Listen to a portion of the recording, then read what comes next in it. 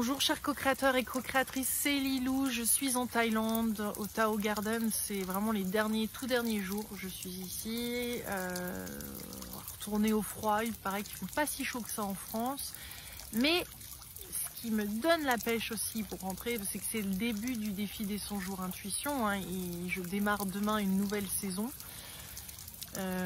Peut-être que vous démarrez une saison aussi du défi des 100 jours sur un des thèmes que vous avez choisi. J'aime 1, 2, 3 fois par an comme ça proposer des dates et des vagues qui permettent de démarrer tous ensemble, parce que ça fait c'est une sacrée force d'avoir la force de la communauté du défi des 100 jours, qui est une espèce de vortex géant qui porte à fond la caisse pendant 100 jours. Donc j'aime ça, j'aime cette énergie. Je vais utiliser bien sûr le tout dernier défi des 100 jours, la nouvelle édition, pour pas à pas, même si je commence à le connaître par cœur et je sais que je suis pas la seule à l'avoir fait plusieurs fois. Mais chaque fois, on le vit différemment, bien sûr, en fonction de là où on en est. Et là où j'en suis, moi, c'est que il y a 9 mois, j'ai accouché de Stella, d'une merveilleuse petite fille qui voyage avec nous, etc. Et elle démarre la crèche à notre retour, là en France, début février. Et donc c'est une nouvelle façon que j'aimerais d'aborder le travail, de trouver cet équilibre travail personnel.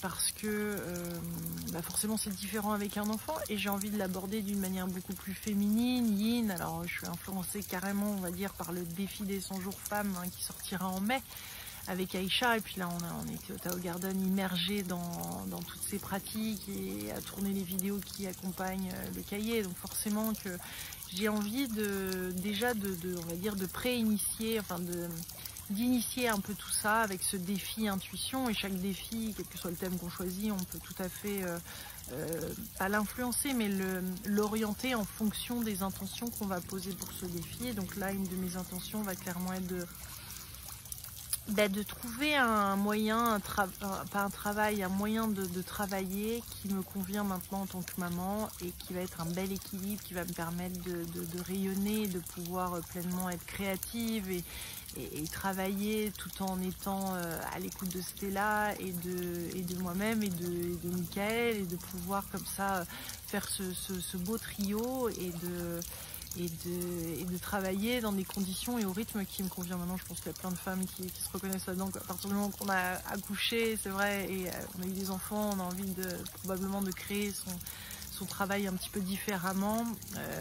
Et là, voilà, moi j'en suis là, un petit peu plus tardivement que d'autres.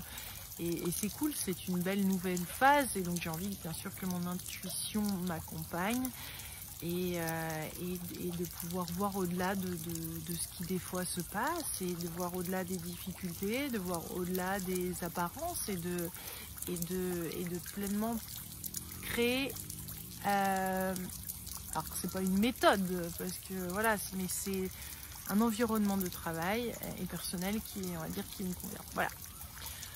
Donc je vous embrasse très très fort, je vous souhaite un délicieux jour 1 demain. Donc voilà, on est à la veille du 25, on va être pas mal à démarrer. Il y a le groupe Facebook par rapport à chaque thème des différents défis des 100 jours qui sont disponibles, et qui est une merveilleuse ressource d'énergie, d'information et tout, et surtout d'échange.